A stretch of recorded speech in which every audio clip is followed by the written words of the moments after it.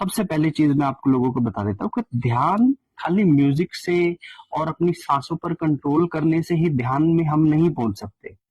ध्यान को पहले समझिए। ध्यान हर वक्त लगा हुआ है कहीं ना कहीं पे।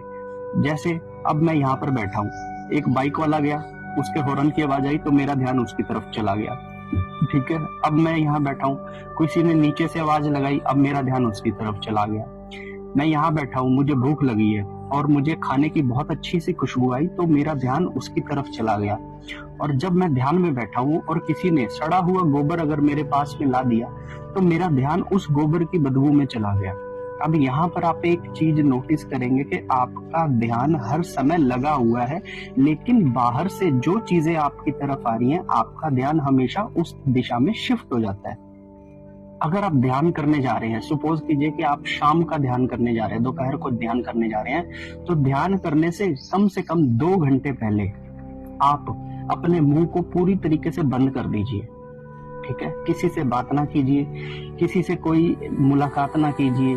कोई व्यक्ति आ रहा है तो उसे बोल दीजिए कि मैं अभी व्यस्त हूँ। किसी से फोन पर ना बताइए, आप अपने मुंह को बंद कर दीजिए। अगर 4 लोग बीच में बात कर रहे हैं तो आपको उनके बीच में बोलना भी नहीं है, क्योंकि जब तक आप एक साइलेंस को नहीं पकड़ोगे तब तक आप ध्यान की उस रिदम को कभी भी पकड़ नहीं पाओगे। तो जब भी आप ध्यान करने जा रहे हो तो एक काम ये कीजिएगा कि 2 घंटा पहले आप बोलना बंद कर दीजिएगा। ठीक है, दूसरी चीज आपको ये करनी है कि जब भी आप ध्यान करने के लिए जा रहे हो, आप सुबह चाहे ब्रह्म मुहूर्त में बैठने वाले हो या फिर शाम को बैठने वाले हो, आप कोशिश कीजिए कि आप स्नान कर बैठे। ठीक है, स्नान कीजिए ताकि उससे आपकी बॉडी के अंदर एक ठंडक आए, फिर आप बैठिए। और अगर मान लीजिए आप बहुत ही सर्दियों का समय आप स्नान नहीं कर सकते तो आप कम से कम ठंडे पानी से अपने पैरों को अच्छी तरह से धोकर बैठिएगा। आप नोटिस करेंगे कि जब आप अपने पैरों को धोकर बैठेंगे तो आपका ध्यान बहुत अच्छे से और बहुत गहराई से लगेगा।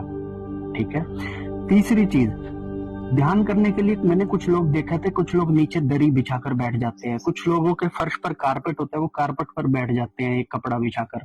लेकिन आप कुछ समय के बाद उस आसन के ऊपर अनकंफर्टेबल फील हो जाते हैं। आपकी जो ब्लड वेन्स हैं वो ब्लॉक हो जाती हैं आपके बाहर से, क्योंकि आपको आदत नहीं है बैठने की। तो मैक्सिमम लोगों की टांग है ना वो सुन्न हो जाती है, एक टांग लेफ्ट वाली या राइट वाली वो सुन्न हो जाती है। ठीक है, तो आपको क्या करना है कि आपको जो है अपनी जो टांग है जो बैठना है तो आपको सॉफ्ट आसन लेना है। सॉफ्ट आसन पे आपको बैठना है जिससे कि आपकी ब्लड वेन्स चलती रहे, आपके हाथ पैर जल्दी ना सुन्न हो, पैर स्पेशली।